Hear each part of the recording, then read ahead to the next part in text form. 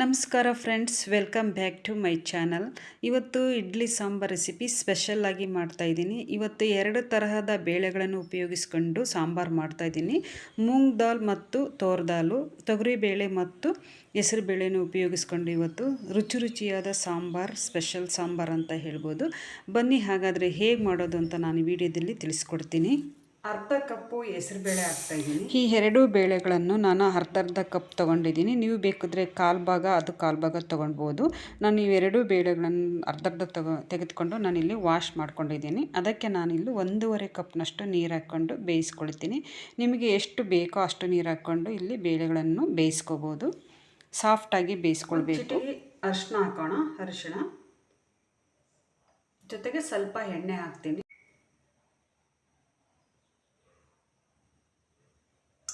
ಸ್ವಲ್ಪ ಎಣ್ಣೆ,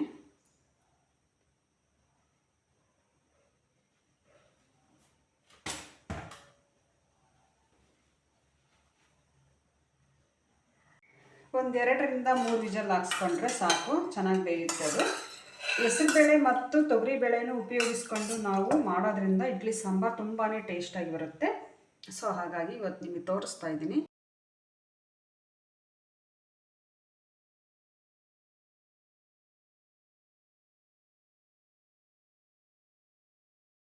ಸಾಂಬಾರಿಗೆ ಬೇಕಾದಂತಹ ಮೇನ್ ಪದಾರ್ಥಗಳನ್ನು ತೋರಿಸ್ತಾ ಇದ್ದೀನಿ. ಇಲ್ಲಿ ಬ್ಯಾಡಗಿ ಮೆಣಸಿನ್ಕಾಯಿ ತೊಗೊಂಡಿದ್ದೀನಿ. ನೀವು ಬೇಕಿದ್ರೆ ಗುಂಟ್ನೂರು ಮೆಣಸಿನ್ಕಾಯಿ ಮತ್ತು ಬ್ಯಾಡಗಿ ಮೆಣಸಿನ್ಕಾಯಿ ಮಿಕ್ಸ್ ಮಾಡಿ ನೀವು ಸಾಂಬಾರಿಗೆ ಉಪಯೋಗಿಸ್ಬೋದು. ಅಂದರೆ ಬ್ಯಾಡಗಿ ಮೆಣಸಿನ್ಕಾಯಿ ಖಾರ ಇರಲ್ಲ, ಅದ್ರ ಜೊತೆಗೆ ನೀವು ಗುಂಟ್ನೂರು ಮೆಣಸಿನ್ಕಾಯಿ ಹಾಕಿ ನೀವು ಸಾಂಬಾರು ಮಾಡ್ಕೋಬೋದು. ನಾನು ಜಸ್ಟ್ ಇಲ್ಲಿ ಬರೀ ಬ್ಯಾಡಗಿ ಮೆಣಸಿನ್ಕಾಯಿ ತೊಗೊಂಡಿದ್ದೀನಿ. ನಮ್ಮ ಮನೆಯಲ್ಲಿ ಖಾರ ಅಷ್ಟೊಂದು ಇಷ್ಟಪಡಲ್ಲ. ನೀವು ಅವೆರಡನ್ನು ಬೇಕಾದರೂ ತೊಗೊಳ್ಳಿ. ಇಲ್ಲಿ ಜೀರಿಗೆ ತೊಗೊಂಡಿದ್ದೀನಿ, ಧನಿಯಾ, ಪೆಪ್ಪರ್ ಅಂದರೆ ಕಾಳುಮೆಣಸು, ಬೆಲ್ಲ, ಕರಿಬೇವು, ಕಡಲೆಬೇಳೆ, ಮೆಂತೆ, ಉದ್ದಿನಬೇಳೆ, ಜೀರಿಗೆ, ಕೊತ್ತಂಬರಿ, ಟೊಮೊಟೊ 2, ಒಂದು ಹುರಿಲಿಕ್ಕೆ, ಒಂದು ಫ್ರೈ ಮಾಡಲಿಕ್ಕೆ, ಒಂದು ಒಗ್ಗರಣೆಗೆ ಹಾಕಲಿಕ್ಕೆ ಅರ್ಧ ಮಾಡ್ಕೊಳ್ತಾಯಿದ್ದೀನಿ 2ರಲ್ಲಿ. ಇದು 2 ತೊಗೊಂಡಿನಿ ಚಿಕ್ಕವು. ಅರ್ಧ ಒಗ್ಗರಣೆ ಹಾಕಲಿಕ್ಕೆ, ಅರ್ಧ ಅದನ್ನು ಫ್ರೈ ಮಾಡ್ಕೊಳ್ತೀನಿ. ಒಂದು ಸ್ವಲ್ಪ ಕೊಬ್ಬರಿ ತೊಗೊಂಡಿದ್ದೀನಿ. ಹಾಗೆಯೇ ಇಲ್ಲಿ ಹುಣಸೆ ಹುಳಿ ತೊಗೊಂಡಿದ್ದೀನಿ ಮತ್ತು ಇಲ್ಲಿ ಬೇಳೆನೂ ಸಹ ಬೇಯಿಸ್ಕೊಂಡಿದ್ದೀನಿ. ಇವು ಮೇಯ್ನ್ ಬೇಕಾದಂತಹ ಪದಾರ್ಥಗಳು.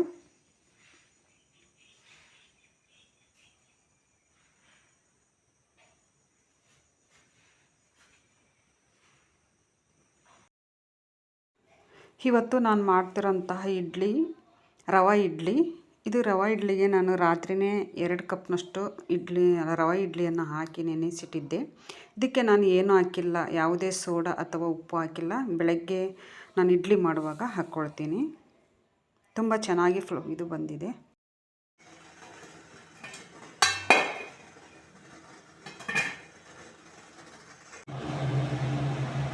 ಆಲ್ರೆಡಿ ಇಡ್ಲಿ ಬೆಂದಿದೆ, ನೋಡ್ತಾ ಇರ್ಬೋದು.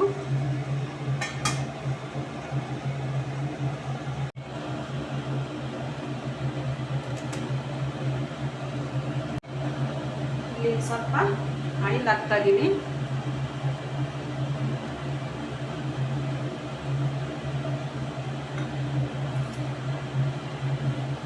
ಆಯಿಲ್ ಬಿಸಿಯಾದ ನಂತರ ನಾನಿಲ್ಲಿ ಬ್ಯಾಡಗಿ ಮೆಣಸಿನ್ಕಾಯಿ ಹಾಕ್ತಾ ಇದ್ದೀನಿ.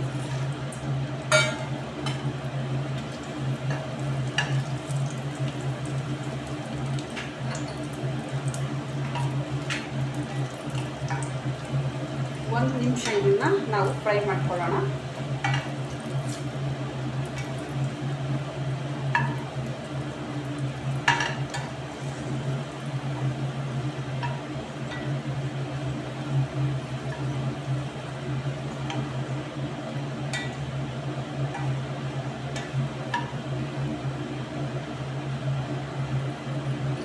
ನಂತರ ನಾವಿಲ್ಲಿ ಕಡಲೆಬೇಳೆ ಹಾಕ್ಕೊಳ್ಳೋಣ. ಒಂದೊಂದಾಗಿ ನಾವು ಈ ಮೇನ್ ಏನು ಇಂಗ್ರೀಡಿಯೆಂಟ್ ಇದ್ದಾವೆ ಇನ್ನೆಲ್ಲನೂ ಫ್ರೈ ಮಾಡ್ಕೊಳ್ಳೋಣ. ಉದ್ದಿನಬೇಳೆ, ಒಂದು 1/4 ಟೀ ಸ್ಪೂನಷ್ಟು ಮೆಂತೆ, ಆಮೇಲೆ ಜೀರಿಗೆ ಹಾಕ್ತಾ ಇದ್ದೀನಿ. ಒಂದು ಅರ್ಧ ಟೀ ಸ್ಪೂನಷ್ಟು ಜೀರಿಗೆ, ಇದು 1 ಟೇಬಲ್ ಸ್ಪೂನಷ್ಟು ಧನಿಯಾ, ಒಂದು ಅರ್ಧ ಟೀ ಸ್ಪೂನಷ್ಟು ಕಾಳು ಮೆಣಸು ಅಥವಾ ಪೆಪ್ಪರು,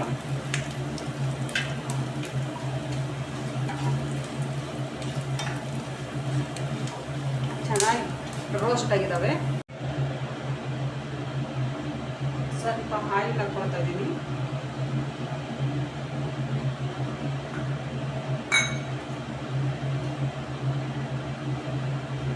ಒಂದು ಈರುಳ್ಳಿ, 2 ಈರುಳ್ಳಿ, ಒಂದೊಂದು ಈರುಳ್ಳಿ ನಾನಿಲ್ಲಿ ಫ್ರೈ ಮಾಡ್ಕೊಳ್ತೀನಿ.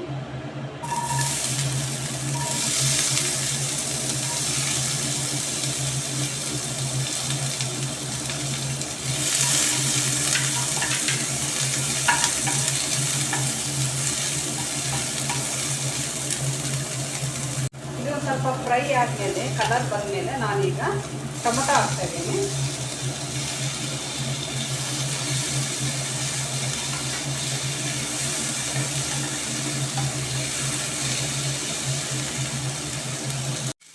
ಇದು ಚೆನ್ನಾಗಿ ಫ್ರೈ ಆಗಿದೆ. ಇದನ್ನು ನಾನು ಮಿಕ್ಸಿ ಮಾಡ್ಕೊಳ್ತೀನಿ. ಇದಕ್ಕೆ ಸ್ವಲ್ಪ ಹಸಿ ಕೊಬ್ಬರಿ ಹಾಕ್ಕೊಳ್ತಾ ಇದ್ದೀನಿ. ಒಂದು 3 ಸ್ಪೂನಷ್ಟು ಹಸಿ ಕೊಬ್ಬರಿ ಹಾಕ್ಕೊಳ್ತಾ ಇದ್ದೀನಿ. ಸಾಕು, ಅದನ್ನೇ ಫ್ರೈ ಮಾಡೋ ಅವಶ್ಯಕತೆ ಇಲ್ಲ. ಈ ಥರ ಇದನ್ನು ತರಿಯಾಗಿ ರುಬ್ಕೊಂಡಿದ್ದೀನಿ. ಇದನ್ನು ಹಾಕ್ಕೊಂಡು ರುಬ್ಕೊಂಡು ನೈಸಾಗಿ ರುಬ್ಕೊಳ್ಬೇಕು. ಒಗ್ಗರಣೆಗೆ ಆಯಿಲ್ ಹಾಕ್ತಾ ಇದ್ದೀನಿ.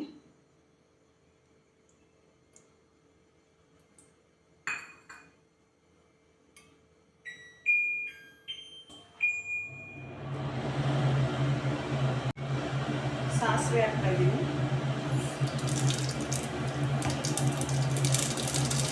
ಇದು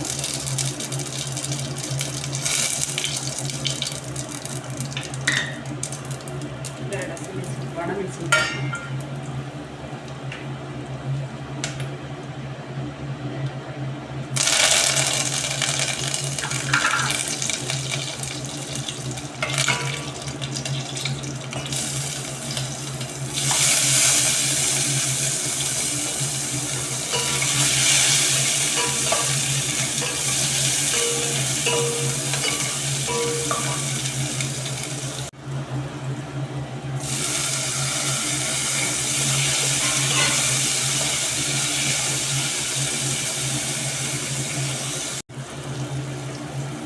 ಹುಣಸೆ ರಸ ಹಾಕ್ತಾ ಇದ್ದೀನಿ.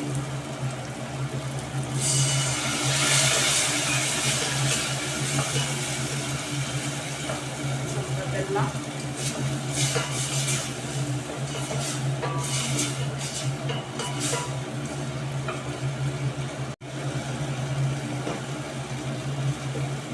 ಮಸಾಲ ಹಾಕ್ತಾ ಇದ್ದೀನಿ. ನೈಸ್ ರುಬ್ಬಿಟ್ಕೊಂಡಿದ್ದೆಲ್ಲ ಮಸಾಲ ಹಾಕ್ತೀನಿ.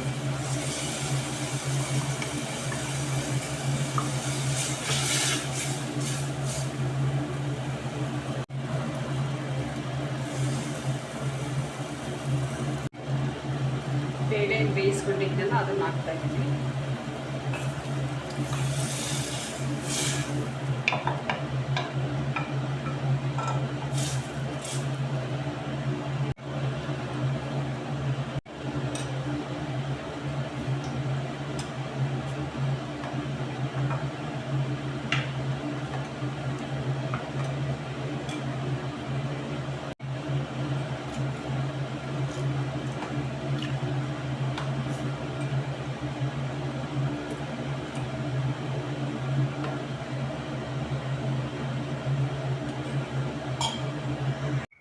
ನಾನಿಲ್ಲಿ ಕಲ್ಲು ಉಪ್ಪು ಹಾಕ್ತಾ ಇದ್ದೀನಿ, ರುಚಿಗೆ ತಕ್ಕಷ್ಟು.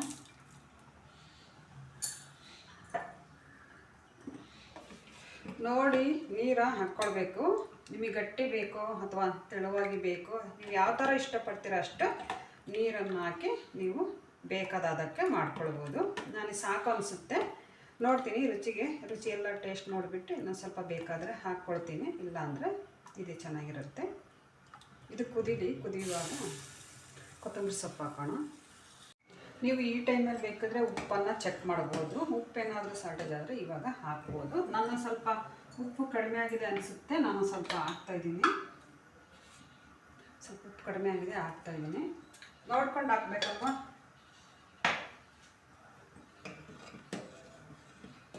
ಲಾಸ್ಟಲ್ಲಿ ಕೊತ್ತಂಬರಿ ಸೊಪ್ಪು ಹಾಕಿದರೆ ಬಿಸಿ ಬಿಸಿ ಇಡ್ಲಿಗೆ ಬಿಸಿ ಬಿಸಿ ಸಾಂಬಾರು, ಒಳ್ಳೆ ರುಚಿಯಾದ ಸಾಂಬಾರು ರೆಡಿ ಆಯಿತು. ನೋಡ್ತಾ ಇರ್ಬೋದು ಎಷ್ಟು ಚೆನ್ನಾಗಿ ಕುದೀತಾ ಇದೆ. ಈಗ ನಾನಿಲ್ಲಿ ಕೊತ್ತಂಬರಿ ಸೊಪ್ಪು ಹಾಕ್ತಾಯಿದ್ದೀನಿ.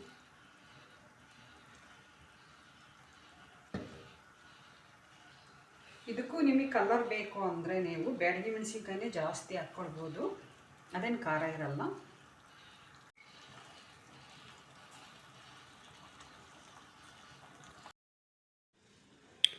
ಫ್ರೆಂಡ್ಸ್, ಇಡ್ಲಿ ಪರ್ಫೆಕ್ಟಾಗಿ ಆಗಿದೆ, ಫ್ಲಫಿಯಾಗಿ ಬಂದಿದೆ. ಸೊ ಫೈನಲಿ ಇಡ್ಲಿ ಸಾಂಬಾರು ರೆಡಿಯಾಗಿದೆ. ತುಂಬಾ ಟೇಸ್ಟಿಯಾಗಿ ಬಂದಿದೆ. ನೀವು ಟ್ರೈ ಮಾಡಿ. ಇದೇ ರೀತಿ ಮನೆಯಲ್ಲಿ ನೀವು ಟ್ರೈ ಮಾಡಿದ್ದೇ ಆಗಿದ್ದಲ್ಲಿ ನನಗೆ ಕಮೆಂಟ್ ಬಾಕ್ಸಲ್ಲಿ ತಿಳಿಸಿ. ಹಾಗೆಯೇ ನಿಮಗೆ ವಿಡಿಯೋ ಇಷ್ಟ ಆದರೆ like, share and subscribe to my channel. Thank you for the watching. Thank you. Bye bye.